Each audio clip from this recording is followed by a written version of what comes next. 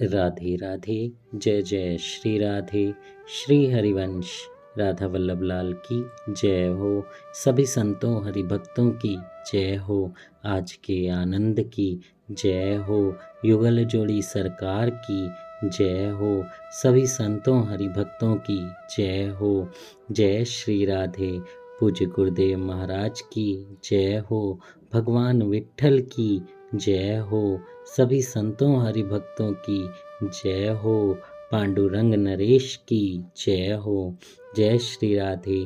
बहुत बहुत स्वागत है आपका हमारे चैनल में, जहाँ पे हम विट्ठल भगवान के संतों की कृपा पात्र संतों के चरित्रों का श्रवण कर रहे हैं। तो आइए आज हम इसी श्रृंखला को आगे बढ़ाते हुए गोरा कुमार की कथा का श्रवण करेंगे। बहुत ही दिव्य चरित्र है। जय श्री राधे। श्री ज्ञानेश्वर कालीन भक्तों में उम्र में सबसे बड़े गोरा कुमार जी थे। इनका जन्म तेरढोकी स्थान में हुआ। इन्हें सब लोग चाचा कहा करते थे। ये बड़े विरक्त, दृढ़ निश्चयी, ज्ञानी तथा प्रेमी भक्त थे। इनकी 2 स्त्रियां थीं। भजनानंद में तल्लीन होना इनका ऐसा था कि एक बार इनका एक नन्हा बच्चा इनके उन्मुक्त नृत्य में पैरों तले कुचल कर मर गया, पर इनमें इनकी कभी कुछ भी सुध न हुई।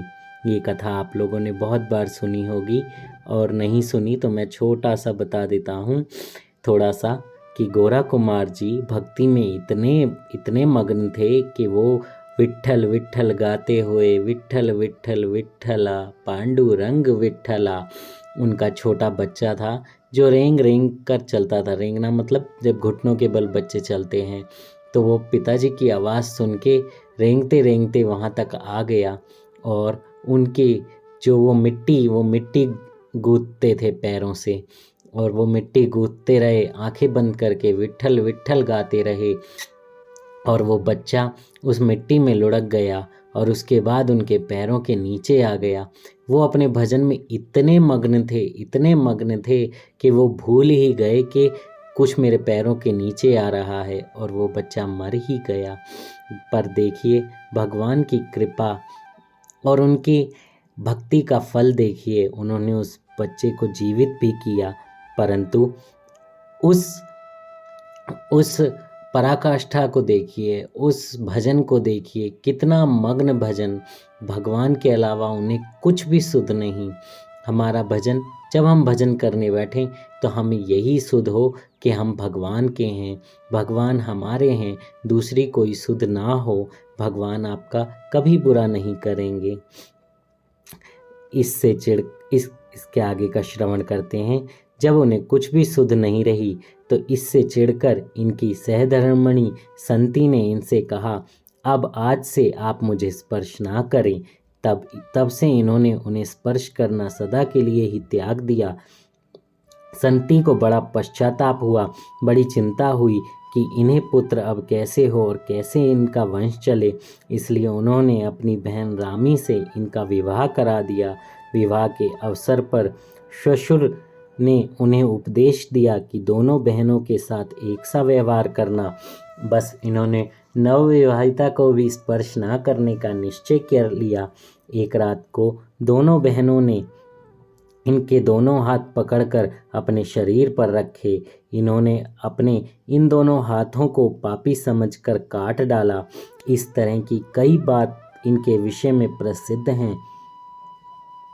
काशी आदि की यात्राओं से लौटते हुए श्री ज्ञानेश्वर, नामदेव आदि भक्त इनके यहाँ ठहर गए थे। सब भक्त एक साथ बैठे हुए थे। पास ही कुम्हार की एक थापी पड़ी हुई थी। उस पर मुक्ताबाई की दृष्टि पड़ी। उन्होंने पूछा, चाचा जी यह क्या चीज़ है? गोरा जी ने उत्तर दिया, यह थापी है। इससे मिट्टी के घड़े ठोंक कर यह देखा जा सकता है कि कौन सा घड़ा कच्चा है और कौन सा पक्का। मुक्ताबाई ने कहा, हम मनुष्य भी तो घड़े ही हैं, इससे क्या हम लोगों की कचाई पकाई मालूम हो सकती है? गौरा जी ने कहा, हाँ हाँ, क्यों नहीं। यह कहकर उन्होंने थापी उठाई और एक एक भक्त के सिर पर थप कर देखने लगे। दूसरे भक्त तो यह कौतुक देखने लगे, पर नामदेव जी बिगड़ गए। उन्हें यह भक्तों का और अपना भी अपमान जान पड़ा। गौरा जी थपते थपते जब इनके पास आए तो इन्हें बहुत बुरा लगा। गौरा जी ने इनके भी सिर पर थापी थपी और बोले, भक्तों में यह घड़ा कच्चा है। और नामदेव जी से कहने लगे, नामदेव तुम भक्त हो, पर अभी तुम्हारा अहंकार नहीं गया है। जब तक गुरु की शरण में नहीं जाओगे तब तक ऐसे ही कच्चे रहोगे। नामदेव को बड़ा दुख हुआ। वे पंढरपुर लौट आए। तब उन्होंने विट्ठल जी से अपने दुख का निवेदन किया। भगवान ने उनसे कहा, गौरा जी का कहना तो सच ही है कि श्री गुरु की शरण में जब तक नहीं जाओगे तब तक कच्चे ही रहोगे। हम तो सदा तुम्हारे साथ हैं ही, पर तुम्हें किसी मनुष्य देहधारी महापुरुष को गुरु मानकर उनके सामने नतमस्तक होना पड़ेगा। जय हो। कितनी अच्छी भगवान यहाँ पर कह रहे हैं कि हमें देहधारी महापुरुष को अपना गुरु मानना होगा, क्योंकि ये मनुष्य जीवन में आकर जिसने भी भगवान को प्रसन्न किया, भगवान को पा लिया, भगवान के दर्शन कर लिए, वह हमारा गुरु ही है। हमारे पूज्य गुरुदेव भी ऐसे ही हैं। उन्होंने राधा वल्लभ लाल, हमारी प्रिया जो के साक्षात दर्शन किए हैं और हमें उनकी शरण मिली है। जो भी अपने गुरुदेवों से दीक्षित हैं वो अपने गुरु मंत्र का जप जरूर करें। कोई भी गुरु मंत्र की अवज्ञा ना करें। दिन में कम से कम 3 माला या कम से कम 20 मिनट तक माला से गुरु मंत्र का जाप अवश्य करें। आपने देखा होगा, भगवान राम जब धरती पर आए, भगवान कृष्ण जब धरती पर आए, या कोई भी महा अवतार हुआ, उन्होंने अपना गुरु इसी धरती से, इसी देहधारी शरीर वाले को ही बनाया। क्योंकि इस कलयुग में आकर, इस धरती पर आकर, इस मृत्यु लोक में आकर अपने गुरु को मानना, अपने गुरु की बात को मानना, और वो गुरु जो आपको भगवत मार्ग में आगे लेकर जाएं, सत्संग कराएं, संतों के दर्शन करवाएं, वो गुरु जब आपको दीक्षा मंत्र देंगे, गुरु मंत्र देंगे, निज मंत्र देंगे, तो उससे आपकी ज़िंदगी में बहुत कृपा आएगी, भक्ति में आप आगे बढ़ेंगे। इसलिए जिन्होंने भी अभी तक गुरु मंत्र नहीं लिया है वो आगे अवश्य ज़रूर गुरु मंत्र लें। और ऐसा नहीं कि किसी से भी गुरु मंत्र ले लें, नहीं, जहां आपकी सच्ची श्रद्धा बने। दूसरा, जो गुरु आपको हमेशा भक्ति में आगे बढ़ने के लिए बोले, अपनी उन्नति से पहले अपने शरीर की उन्नति करने के लिए बोले। शरीर की उन्नति मतलब कि आपके हाथों से भजन हो, मुंह से सत्संग हो, कानों से सत्संग श्रवण हो, संतों की वाणी श्रवण हो, आँखें सिर्फ सब में भगवत भाव देखें। ऐसे गुरु का जब आपको अनुभूति हो, आप तभी शिक्षा लें। आजकल बहुत सारे गुरु ऐसे हैं जो अपनी पर्सनल रीजंस के कारण शिष्य बना लेते हैं, लेकिन ऐसा नहीं होना चाहिए, वो गलत है। गुरु मतलब जो आपको भगवत मार्ग में आगे लेकर जाएं। इसलिए आपको जो भी ऐसे गुरु मिलें उन्हें तत्काल अपना गुरु बनाएं, लेकिन सब में ऐसी भावना भी ना करें। आप भावना भगवान में करें, लेकिन उन्हीं पर छोड़ दें, फिर सच का रास्ता अपने आप आपको मिल जाएगा। जय श्री राधे। उसके आगे क्या हुआ?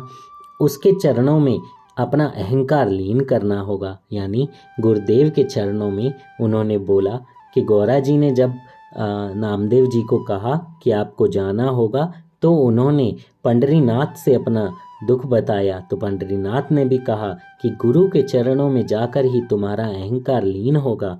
भगवान के आदेश के अनुसार नामदेव जी ने श्री विसोबा खेचर को अपना गुरु माना और गुरु उपदेश ग्रहण किया। इस प्रकार गौरा जी कुम्हार बड़े अनुभवी, ज्ञानी और भक्त थे।